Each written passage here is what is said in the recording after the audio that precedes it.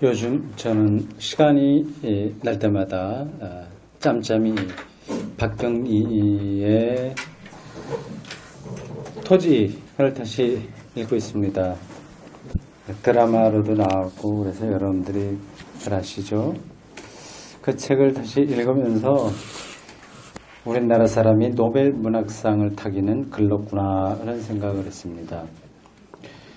노벨 문학상을 타려면 노벨 문학상 선정위원회 위원들이 이 책을 번역된 걸 읽어야 되는데 영어나 불어로 이 토지를 번역하는 것은 불가능합니다. 섬진강 오른쪽 왼쪽 지리산 인근에 있는 이렇게 저렇게 얽히고 설켜 살고 있는 경상도 사람들의 사투리, 경상남도, 통영, 그리고 전라도 사투리도 많이 들어오고요. 간도 쪽으로 무대가 옮길 때 용정, 회령 이런 데는 북한 사람들의 사투리와 중국 사람들이 한국말 어색하게 하는 거, 이런 것들이 이렇게 쭉 같이 연결되어 있는데 이러한 말들을 불어 아니면 영어로 번역한다고 하는 것은 불가능하죠. 언어라고 하는 게 그 뉘앙스가 있기 때문에 그냥 뜻만 이렇게 전한다고 해서 되지 않습니다. 그래서 보통 번역은 반역기라고 하는 말이 있는 것처럼 그 번역된 작품을 읽을 때는 늘 그런 것을 염두에 두어야 됩니다. 100% 번역은 물론 불가능하고 70%만 잘 전달해도 잘한 거고요. 오히려 왜곡되고 잘못될 때가 많이 있다고 하는 걸 염두에 두어야 됩니다. 우리말 성경도 번역인 거예요. 특히 이제 신약 성경, 구약은 히브리어지만 신약 성경은 헬라어로부터 번역된 건데 헬라어에서 우리나라 말로 번역은 불가능합니다. 기본적으로 불가능합니다. 그래도 이제 근처에 따라가는 정도로 우리가 그 번역된 성경을 읽고 있습니다. 대표적인 단어가 오늘 우리가 설교 본문에서 읽은, 그리고 요한복음 1장 전체에서 반복해서 나오고 있는 단어인 말씀입니다. 요한복음 1장 1절에 이렇게 되어 있어요. 태초에 말씀에 계시니라. 이 말씀이 하나님과 함께 계셨으니 이 말씀은 곧 하나님이시라. 그냥 우리는 어린짐작으로 이거 말씀, 그건 뭐 설교 혹은 뭐 성경 아니면 뭐 예수님을 가리키는구나, 그런 정도로 우리가 알고 있습니다. 헬라어 이 말씀으로 번역된 이 로고스라고 하는 단어는 단순히 그런 것만 아니에요. 물론 이제 언어라고 하는 뜻이었습니다. 그건 이제 헬라어 영어 사전에 보면 이렇게 돼 있어요.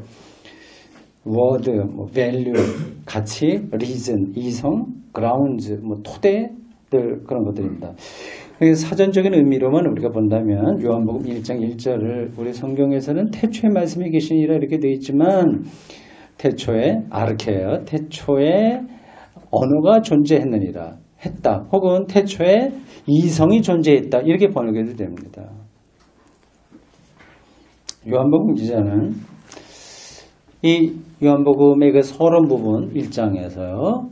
그냥 예수님이 하나님의 아들이니까 태초부터 계셨다. 그런 정도로만 얘기해도 됐을 텐데 왜 이렇게 로고스라고 하는 특별한 헬라어를 끌어들여서 이야기했을까요? 내가 이만큼 헬라어 잘한다. 헬라 철학에 대해서 내가 소상하게 안다. 너희들도 좀 알아야 된다. 그런 뜻으로 물론 한 것은 아닙니다. 예수 그리스도를 이 요한복음 공동체의 사람들에게 더 잘 전하기 위해서 이 언어를 쓴 거예요. 아주 복합적이고 축적이고 개념적인 이런 단어가 아니면 어떤 세계에 들어갈 수 없어서 그렇습니다. 보통 학자들이 어떤 언어를 쓸 때 굉장히 압축적인 거 쓰잖아요. 그건 그럴 수밖에 없어서 그렇습니다. 그러니까 요한복음을 읽는 우리도 이 단어를 통해서, 이 로고스라고 하는 단어를 통해서 예수 그리스도를 더 잘 알 수 있습니다. 뭐 더 잘 알고 말고 있냐? 하나님의 아들이고 뭐 누구고 그분이 대단한 일을 하셨고 부활 승천하지 않았느냐? 뭐 그렇게만 이해할 수도 있습니다. 뭐 그런 정도로 알고 신앙생활해도 괜찮습니다. 그러나 요한복음 기자는 더 근원적인 것으로 이제 예수 그리스도를 설명하고 있어요. 그걸 따라가고 싶은 사람 따라가면 되고 난 거기까지 자신 없다. 그냥 대충 알면 되겠다. 그런 사람은 몰라도 됩니다. 저는 그래도 좀 따라가려고 하는 분들을 위해서 오늘 이 말씀을 설명하려고 합니다. 태초에 로고스가 있었다. 이 말씀이요. 이 로고스라고 하는 것은 헬라의 3대 고대 철학 학파 중에 하나인 스토아 철학의 중심 개념이에요. 스토아 학파는 이 세상을 조화로운 코스모스라고 봤습니다.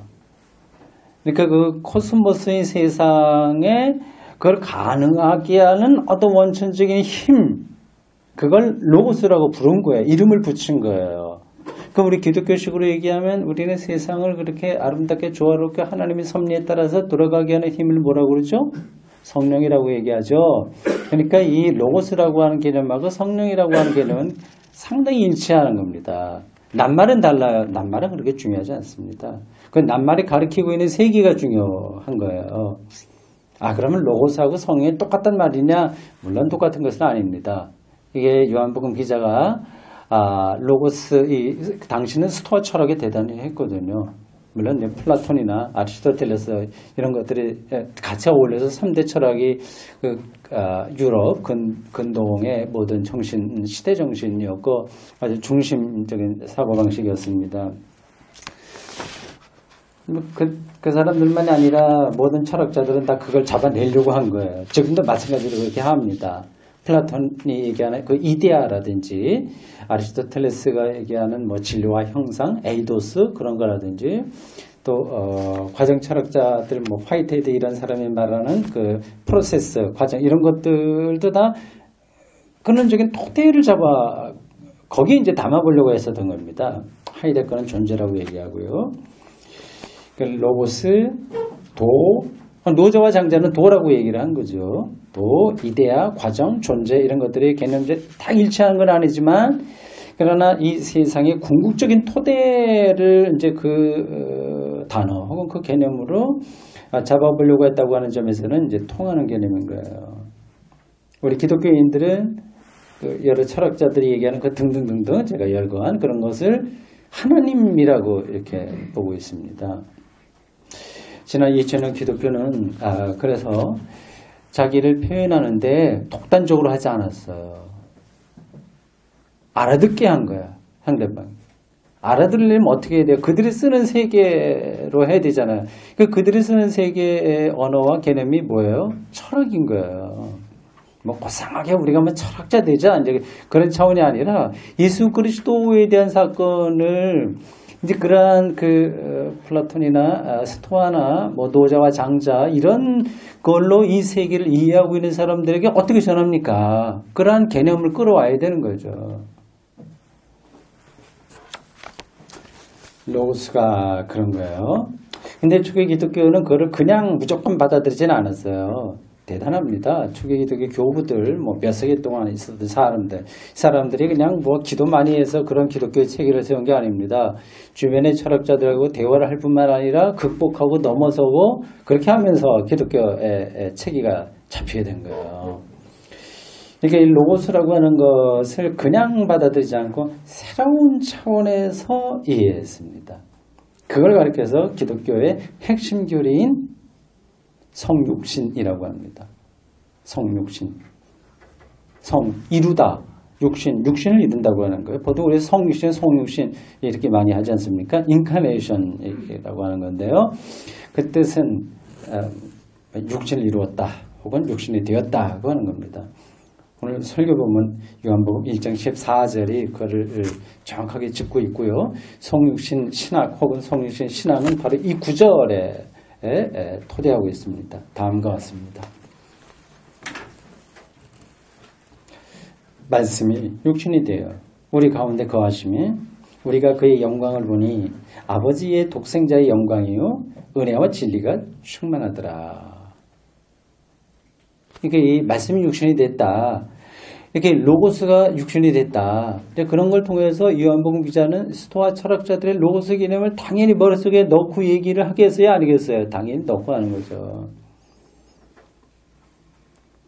그러니까 그 문장, 말씀이 육신이 되었다고 하는 것은 로고스가 육신이 되었다 이렇게 바꿔도 되는 거예요. 여기 육신이라고 하는 것은 사르크스라고 하는 헬라어입니다. 사르크스.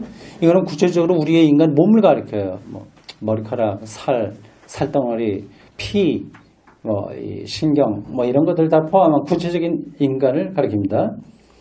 그래서 성육신이라고 하는 말은 하나님이 우리와 똑같은 인간의 몸을 입으셨다 그런 뜻입니다. 이런 것들이 간단한 말이긴 한데요. 유대교에서는 이런 말을 받아들일 수 있었겠어요? 없었겠어요? 안 됩니다. 초월적인 하나님이 어떻게 인간이 됩니까? 그리고 다른 철학 쪽에서도 이거를 받아들일 수 있겠어요? 로고스는 받아들이지만 로고스가 인간의 육체하고 똑같다, 됐다 이렇게 말하면 받아들일 수 없었습니다. 초기 기독교는 유대교라고 하는 하나의 제국 종교예요. 그 당시는 그 유대인들 중심으로 한 이 종교가 아주 강력했기 때문에요. 거기 제국 종교와 헬라 철학, 이것도 하나의 사상으로서 제국입니다. 그거 아니면 견뎌내지 못하는 거예요. 그 로마라고 하는 정치적인 제국은 무조건 나쁘다는 뜻이 아닙니다. 하나의 질서를 자기들이 세워가는 어떤 강력한 힘을 가리키는데 유대교, 헬라 철학, 사상적으로, 정치적으로 로마 이 틈바구니에서 이 바위 틈바구니에서 사실은 이게 기독교가 나온다고 하는 것은 생존할 수 있다고 하는 것은 거의 불가능한 이야기입니다. 거기서 아주 고유한 길을 간 거예요. 이걸 완전히 배척하지도 않고 그대로 받아들이지도 않고 그들과 대화하고 싸우면서 초기 기독교 신앙의 고유한 길이 이제 세워진 겁니다. 그게 기독교 교리예요. 그러니까 그러한 그들이 어떻게 그 틈바구니에서 생존했는지 어떻게 투쟁했는지를 모르면 사실 기독교 모른다고 할 수 있는 거죠. 물론 이제 우리가 신학자가 아니니까 다 그렇게 자세하게 알 건 없습니다만은 그래도 가능한 대로 일반 신자라고 하더라도 최소한도 알 건 아는 게 중요한 거죠. 모르는 것보다는 아는 게 100배 낫습니다. 아마 이 요한복음을 받아본 그 당시 사람들은 이런 지금 말한 조금 철학적인 그런 부분들을 잘 이해하고 이 말씀을 받아들였을 거예요. 그 안에 들어가서 우리가 이런 말씀들을 이렇게 잘 살려내야 살아있는 하나님의 말씀이 되는 거죠. 들어가 보겠습니다. 일단 그걸 생각해 보십시오. 말씀이 육신이 되었다고 하는 거. 그러니까 하나님이 인간이 되었다. 조금 더 다른 인간이면 안 돼요. 우리가 똑같아야 됩니다. 어느 한 구석이라도 그 인간적인 요소가 부정될 수 없는 그런 거 되었다고 하는 말이 될까요? 한번 생각해 보세요. 말이 되는지. 우리 신자들은 이미 잘 들어서 알기 때문에 그 마치 예수님이 인간이 돼 하나님이지 그렇게 생각할 텐데 이게 말이 된다고 생각하는 사람들은 완전히 기독교 신앙에 깊이로 들어갔든지 아니면 뭘 모르고 그냥 들은 풍월로 그렇게 학습받았기 때문에 그냥 기독교 신앙에 익숙해져 있는 것 그런 정도입니다. 이것은 상식적으로 말이 되지 않습니다. 절대자인은 하나님이 사람처럼 음식 먹고 배설하고 사는 존재라고 할 수 있나요? 하나님이 그럴 수는 없잖아요. 하나님이 병들고 웃고 웃을 수 있을까요? 웃고 울 수 있을까요? 그러니까 로고스가 인간이 되었다는 것은 즉 하나님이 인간이 되었다고 하는 것은 기본적으로 말이 되지 않습니다. 우리가 세상에 나가서 사람들이 그런 얘기를 하면 여러분들도 교회 다니지 않은 사람들하고 이런저런 대화를 할 테니까요. 너 정신도 없다, 제정신이 아니다 그런 말을 들을 겁니다. 그러나 우리는 그들이 그렇게 말한다고 하더라도 이 사실을 믿는 사람들입니다. 이 신앙이 무너지면 기독교 자체가 무너지는 거예요. 초월적인 전능한 분이 우리와 똑같은 제한적인 인간이 되었다고 하는 그 사실이 무너지면 기독교 신앙 자체가 무너집니다. 그래서 상식적으로는 말이 안 되는 거를 우리가 붙들고 있는 거예요. 여기 이제 우리 신앙 하는 사람들의 딜레마가 있는 거죠. 우리는 다 세상은 상식적으로 사는 건데 근데 기독교는 그 상식을 무시하는 건 아닌데 그 상식을 너머에 있는 어떤 세계를 돌아보고 있으니까 그거를 이제 거기에 영적인 시각을 두고 있으니까 그게 잘 안 되면 완전 광신으로 떨어지든지 습관적으로 그냥 교회에서 시키는 대로 하는 광신으로 떨어지든지 아니면 신앙이 하나의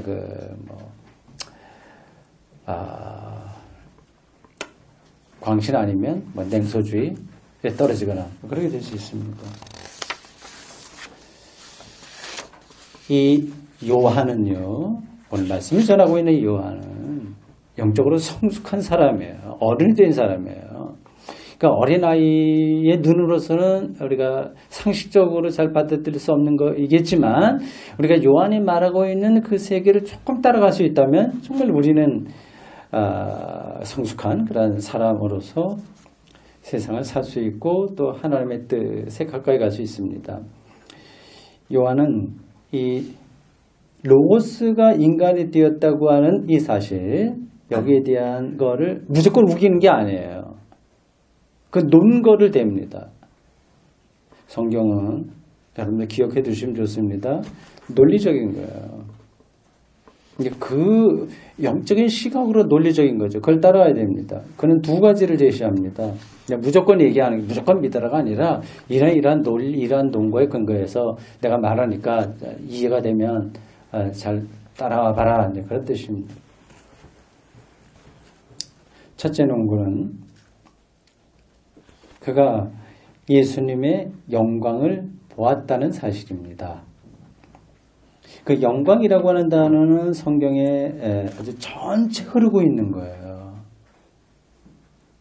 히브리어 카보트, 헬라어 독사라고 하는 이 단어인데요. 구약에도 시편, 이사야, 예레미야 이런 등등이 보면 많이 나옵니다. 하나님의 영광이 온 세상에 가득하다. 그런 표현들 말이죠. 출애굽기에 따르면 모세는 하나님에게서 십계명을 비롯한 율법을 전수받은 다음에 신의 산에서 있었던 거죠. 소명받은 것은 호렙산, 십계명을 비롯한 율법을 전수받은 것은 신의 산. 근데 이름은 다르지만 똑같은 산이에요. 미디안 광야에 있었던. 거기서 출애굽기 33장 18절에 주의 영광을 내게 보이소서라고 했습니다. 그 율법, 문자 이런 것들만 갖고 확실하지 않은 거죠.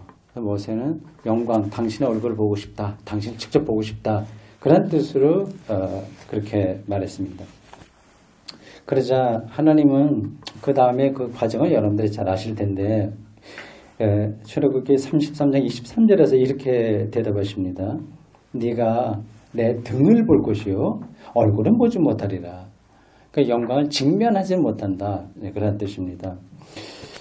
유대인들은 지금 이 출애굽기 잠깐 제가 소개를 한 그 인용문에서도 알 수 있다시피 하나님의 현현을 영광이라고 하는 단어로 표현한 거예요. 인간의 생각을 뛰어넘는 놀라운 일들을 그들은 하나님의 행위로 이해를 했고 그게 바로 영광이다 그렇게 표현했습니다. 그래서 그런 거를 볼 때마다 어떤 일이요? 인간의 모든 그러한 생각을 뛰어넘는 예상 외의 사건들을 볼 때마다 그들은 영광이라고 표현했습니다. 그러니까 온 세상에 영광이 가득하다는 말이 거기서 나오는 거예요. 그렇지 않고 영광이 눈에 보이는 거겠습니까? 보이진 않죠.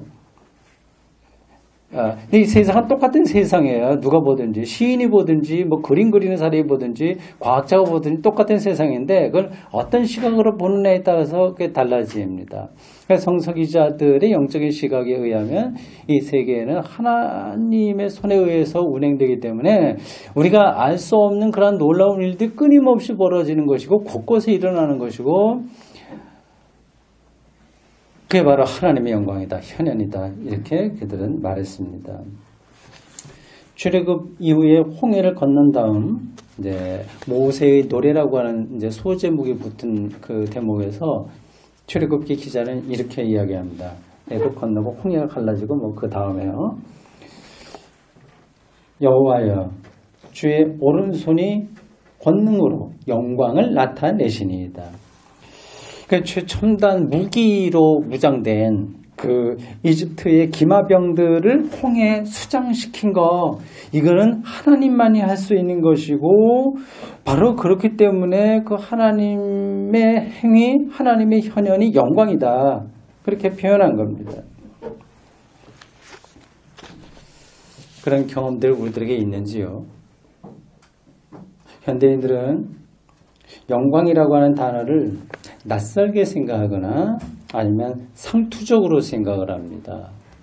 자기하고 관계없다고 생각을 하는 거예요. 영광 개념의 망각이라고 할 수 있습니다.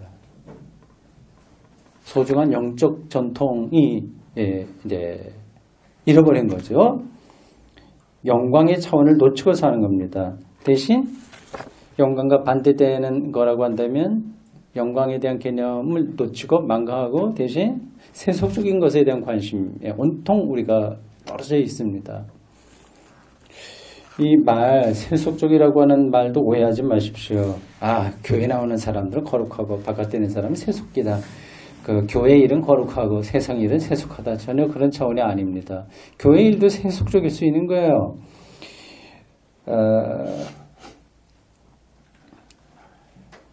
이런 거죠. 영광 망각 혹은 세속적인 그런 태도, 이것은 생명을, 즉 인생살이를 우리가 일반적으로 생각하는 것을 내가 마음대로 다룰 수 있다, 취급할 수 있다고 하는 삶의 태도를 가리킵니다. 그러니까 도구로 사용하는 것, 이게 이제 세속적인 태도인 거예요. 그래서 그러한 태도로 살아가는 사람들은 이 세상이 강요하는 행복의 조건을 채우는 것에만 마음을 둘 수밖에 없습니다. 그래서 그거를 더 두려워하게 되고요. 거기에 이제 매몰되어 있는 거예요. 물론 이런 삶을 무시하고 세상을 살아갈 수는 없습니다. 여기 뭐 젊은이들도 계신데 나름대로 인생 설계를 해야죠. 그런 거 없이 어떻게 세상을 삽니까? 그러나 중요한 것은, 그리고 근원적인 것은 인생 설계가 달성된다고 해서 생명이 완성되는 게 결코 아니라고 하는 사실입니다. 보통 꿈은 이루어진다, 뭐 그런 이야기들도 많이 해요. 자기 확신 뭐 이렇게 말을 하고요. 또 교회에서도 연말 연시 되면 새로운 꿈이 뭐냐, 기도의 제목이 뭐냐 하면서 그걸 이루어야 된다. 그래서 꿈은 이루어진다니까 기도해서 그렇게 하면 이루어진다, 뭐 그런 것들을 말하기도 하기도 합니다. 그건 이루어질 수도 있죠. 그러나 백만장자가 된다고 해도, 그리고 그 어떤 자기의 소망이 여기서 이루어진다고 하더라도, 유명한 사람이 된다고 하더라도 사람은 거기서 행복하거나 만족할 수가 없습니다. 그 박경리 선생의 토지 그 대목이 잠깐 생각이 나네요. 최서희라고 하는 여자, 어릴 때부터 나와서 이제 쭉 성장하는 과정 있잖아요. 근데 만석군 살림을 자기 가까운 친척, 뭐 조중구라고 하는 아버지의 어떤 사촌되는 그 친구에게 다 말아먹기 빼앗깁니다. 그래서 자기 이제 도망가게 돼요. 그래서 이 최서희라고 하는 여자가 이제 간도에 가서 또 장사를 해서 돈도 벌고 했어요. 자기 할머니가 이제 몰래 남겨둔 금덩어리 몇 개 가지고 가서 하여튼 머리가 총명해서 돈 벌을 잘합니다. 이 사람이 고향에 돌아가려고 하는데 목표는 한 가지, 원수가 없는 거예요. 조중구. 완전히 거지 만드는 거. 하여튼 그런 방식으로 합니다. 성공해요.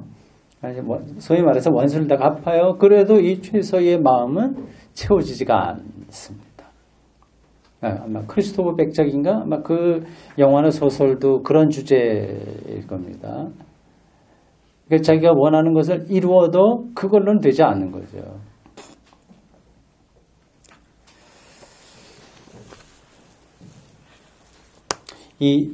그래서 성서기자들은 그 사실을 다 알기 때문에, 어떤 사실이에요, 뭐 등등등 해도 결국 그것을 완성이 되지 않는다고 하는 사실을 이미 다 알기 때문에, 영광을 통해서만 우리가 생명이 완성된다, 그것을 말하고 있습니다.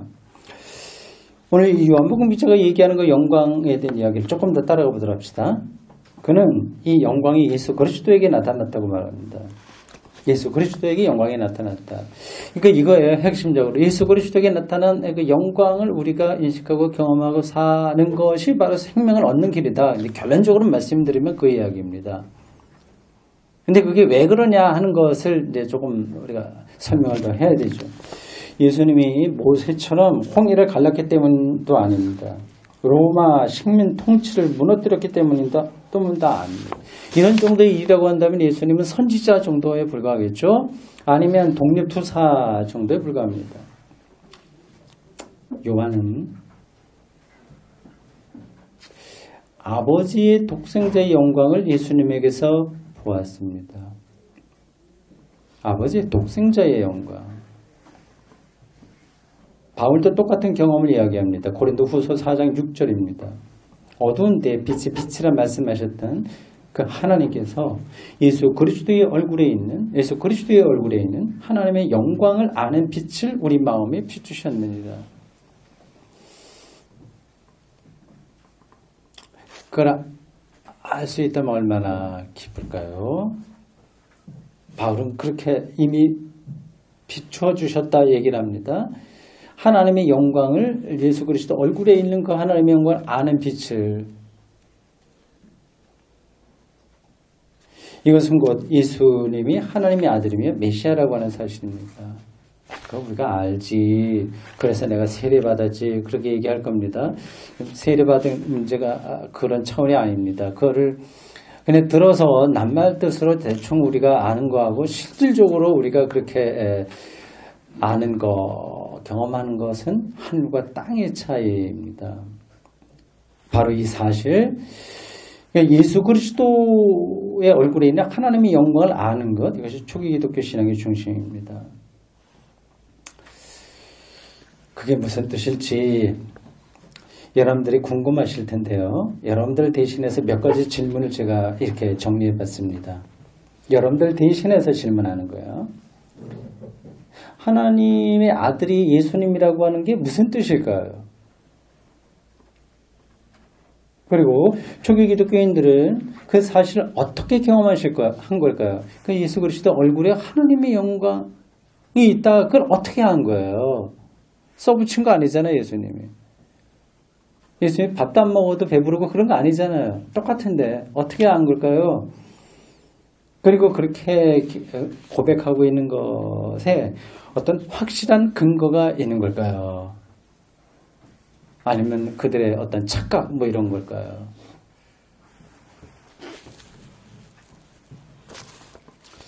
제가 여러분들을 속 시원하게 이 모든 것들을 설명할 자신은 없습니다.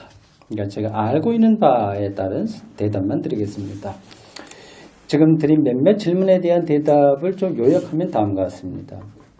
초기 기독교인들은 예수님을 통해서 영원하고 참된 생명을 경험했습니다.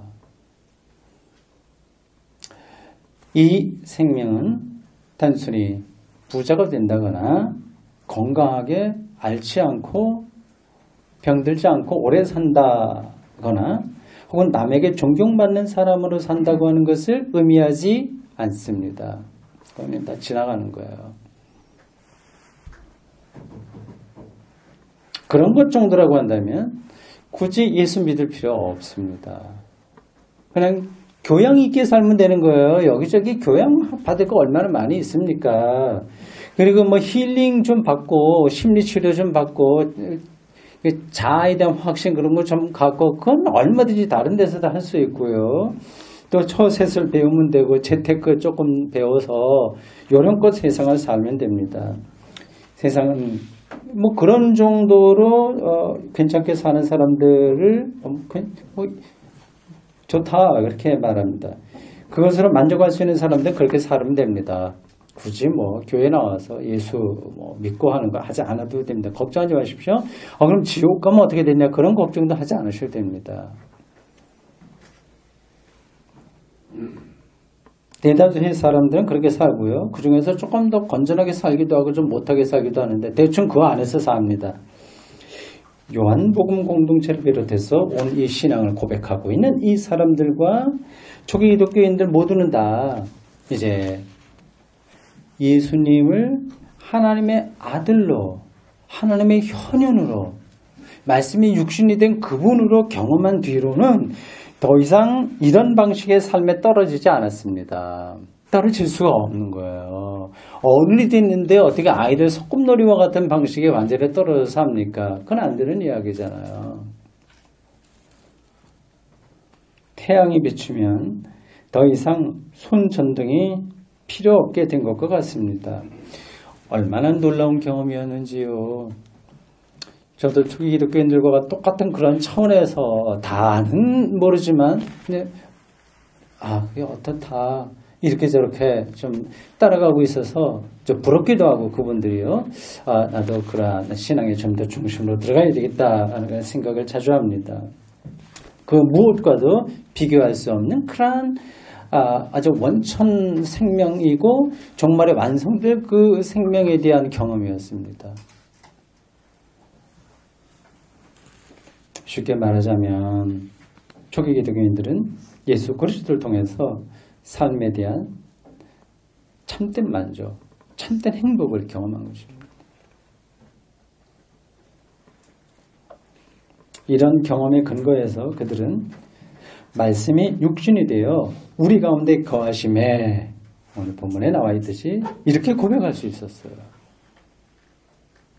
우리 기독교 오늘 우리 모두 다 이러한 신앙 경험의 전통에서 살아가고 있는 사람들입니다. 예수님이 육체로 나타난 로고스라고 하는 사실에 대한 두 번째 논거는 앞에 것은 첫 번째였고요. 예수 그리스도에게 은혜와 진리가 충만하다고 하는 사실입니다. 이것도 본문에 나오는 이야기예요. 14절에 있는 겁니다. 은혜라고 하는 헬라어 은혜라고 하는 헬라어는 카리스예요. 카리스마 하면 이거는 은사고요. 카리스는 은혜, 은총입니다. 진리는 알레테이아라고 하는 단어의 번역입니다. 이 은혜와 진리, 그냥 언뜻 보면 좀 다른 것 같아요. 은혜, 이건 그냥 정말 하나님이 주신 선물인데, 진리, 이거는 자꾸만 학문적으로 따져갖고 옳은지 그런지 해야 되는 건데, 이건 뭐 관계가 없는 거다. 범주가 다르다. 이렇게 생각할 수 있는데, 요한복음 있잖아요. 이거를 같이 묶어서 얘기를 하고, 성서 전통에서도 이거는 같은 게 이렇게 묶여서 갑니다. 왜냐하면 이 두 개가 다 하나님의 행위이기 때문에 그렇습니다. 보세요. 은혜라고 하는 거, 그냥 선물이에요. 근데 우리가 살아가고 있는 세상에서는 이 은혜가 사람에게는 불가능한 겁니다. 사람은 다 주고받는 거예요. 부부 사이에도 그냥 주는 건 없습니다. give and take라고 하는 속된 표현과도 연관되어 다 그렇습니다. 월급을 받으려고 노동하고요. 노동을 팔고 돈을 받고 합니다. 병원에 와서 치료받고 돈 내고 합니다. 다 그게 관계가 있는 거예요. 그런 관계로 됩니다. 나는 그렇지 않아. 나는 순수하게 어디 가서 순수하게 봉사할 때가 많아. 장애인들이나 이런 사람들에게 내가 해. 이건 정말 내가 은혜를 베푸는 거야. 이렇게 생각하는 사람이 있으면 그건 착각입니다. 그렇게 하면서 자기 만족이 되는 거예요. 자기도 모르게 하기 때문에 사람에게서는 은혜가 불가능합니다. 이건 하나님의 행위인 거예요. 내가 그렇게 선하게 한다고 하더라도 그거는 주체는 하나님이신 겁니다. 그 카리스를 요한은 예수와 예수 사건, 예수 현상, 예수 운명에서 경험했어요. 진리도 마찬가지입니다. 철학적으로 보면 알레테이아라고 해서 탈은폐라고 하는 뜻입니다. 숨어있던 게 드러나는 거죠. 그러니까 예수 그리스도가 하나님의 계시고 계시가 그의 얼굴에 나타난 거라고 하는 점에서 그게 이제 궁극적인 알레테이아 진리인 거죠. 하나님의 선물이며 하나님의 진리가 예수 그리스도에게 오늘 표현이 어떠해요? 가득하다, 충분하다, 일치된다. 그렇게 본 거예요. 그게 이제 들어오시는지요? 여러분들 눈에.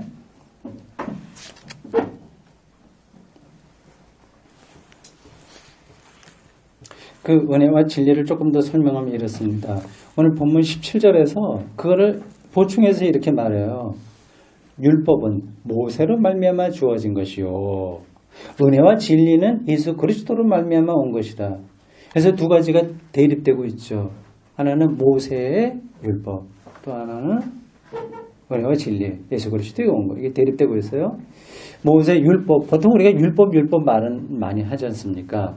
모세 율법은 어려운 거 아니에요. 이거 성경에 많이 있는 것이 바로 율법, 토라다 이렇게 해서 뭐 여러 가지 레위기서, 뭐 출애굽기도 나오고 등등 생각을 하는데 기본적으로는 이건 세상 원리입니다. 세상 원리. 노음이에요. 노음. 아니 규범이에요. 세계를 이렇게 잘 굴러가게 만드는 어떤 질서 이런 것들을 율법이라고 합니다. 그래서 그 율법대로 살면 개인도 괜찮아지고 사회도 건강하게 됩니다. 실정법으로 따라서 이 나라가 운영되듯이요. 그래서 복지를 비롯해서 민주화가 높은 수준에 도달한 것으로 알려진 북유럽은 기본적으로 율법 국가예요. 법치 국가라고 할 수 있습니다. 이런 나라가 되는 것도 쉽지 않습니다. 다양한 역사의 반복을 통해서 시행착오를 통해서 배우면서 나가게 돼요. 그러나 요한복음은 예수님에게서 이 율법을 뛰어넘는 은혜와 진리를 보았습니다. 그러니까 예수님에게서 생명과 구원을 경험했습니다. 곧 예수님을 하나님으로 경험했다고 하는 뜻입니다. 그래서 오늘 설교 보면 마지막 절에서 이 요한은 이렇게 자기의 신앙을 표현하고 있습니다.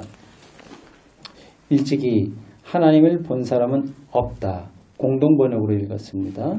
그런데 아버지의 품 안에 계신 외아들로서 하나님과 똑같으신 그분이 하나님을 알려주셨다.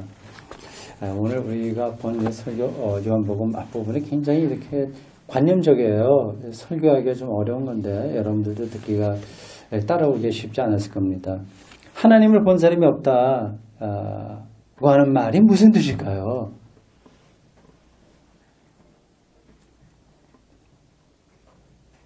아마 여기 대답하실 분들도 있을 겁니다. 다음의 뜻입니다.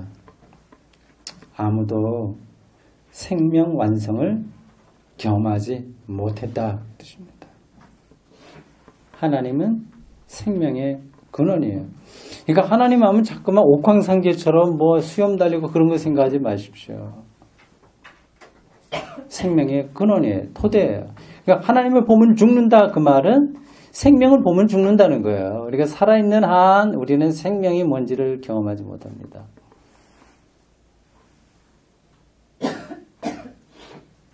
모세도 그걸 경험하지 못했고요. 세상의 영웅 호걸도 다 마찬가지입니다. 지금 우리가 매달리듯이 추구하고 있는 모든 것들도 우리의 생명을 완성해 주지 못합니다. 요한은 하나님의 아들이신 예수님이 하나님을 알려주셨다고 말하는 거예요. 즉 예수님을 통해서 생명이 완성되었다. 하는 그런 뜻입니다. 그렇습니다. 예수님을 믿는 사람들은 생명을 얻습니다. 왜냐하면 예수님에게 하나님의 영광이 나타났고 그에게 은혜와 진리가 충만하기 때문입니다. 그분에게서 그게 나타난 거죠. 이걸 비유적으로 설명하면 다음과 같습니다. 여기 높은 담이 있다고 합시다. 오른쪽에서 태양이 비쳐요. 그 오른쪽은 환하죠. 빛이 비쳐서. 왼쪽은 그림자가 져요. 일단 그림자에 있으면 노력해도 이거는 그냥 그림자일 뿐입니다. 되지 않아요. 아무리 노력해도 그림자 안에 있을 뿐이에요. 손전등을 켜서 조금 밝힐 수 있을지 모르나 근본적으로는 어두움에 있는 겁니다. 그러니까 돈이 많은 사람도 마음이 착한 사람도 다 이 그림자 안에 있기 때문에 만족이 안 되는 거죠. 자기 만족이다 그런 차원이 아니라 아주 근원적인 행복, 정말 참된 만족, 그게 다른 것으로는 불가능한 게 이 그림자의 세계라고 한다면요. 이 오른쪽에 있는 이 빛의 세계에 여기는 늘 태양이 비추기 때문에요. 여기는 빛을 받아야 되겠다고 노력할 필요가 없습니다. 좀 가난해도 괜찮고요. 외로워도 괜찮고요. 근원적인 빛이 거기에 있다는 겁니다. 거기 있기만 하면 되는 거예요. 거기 존재하기만 하면 그러면 빛이 비추는 거예요. 예수 그리스도와 하나로 있기만 하면 된 거예요. 그다음 다른 걸 더 이상 생각하지 않아도 됩니다. 그렇습니다. 예수님은 생명의 빛입니다. 예수님을 믿는다고 하는 것은 바로 지금 비유로 말씀드린 담의 오른편으로 오는 것과 같습니다. 그래서 요한복음 1장 4절에서 이렇게 말했습니다. 그 안에 생명이 있었으니 이 생명은 사람들의 빛이라. 사랑하는 성도 여러분, 2015년 우리가 첫 번째 예배를 드립니다. 예수님은 하나님에게만 가능한 생명의 빛입니다. 저는 앞으로 1년 동안 다른 무슨 얘기를 하겠습니까? 이것 하나만 얘기할 뿐이죠. 하나님의 영광을 지니신 분이십니다. 은혜와 진리가 그야말로 충만한 분이십니다. 말씀이 육신이 되신 분입니다. 그분을 온전히 믿으십시오.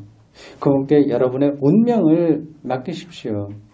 그러면 여러분은 사람이 생산하거나 소유할 수 없는 하나님만의 고유한 영원한 생명의 빛을 놀라운 방식으로 경험하게 될 것입니다. 아멘. 주님, 오늘 저희들 2000년 전 요한복음 공동체에 보낸 복음서 앞부분에 몇 구절을 함께 읽었습니다. 말씀이 육신이 되다니 그 놀라운 선언을 저희들이 듣습니다. 예수 그리스도가 바로 하나님이라고 하는 사실, 육신을 입은 하나님이라고 하는 사실, 보이지 않는 하나님의 보이는 형상이라고 하는 사실을 저희들은 다시 한번 2000년을 뛰어넘어 오늘 새롭게 듣습니다. 그 주님과 금년 한 해도 저희들이 동행하고 살아가도록 인도해 주십시오. 예수님의 이름으로 기도합니다. 아멘.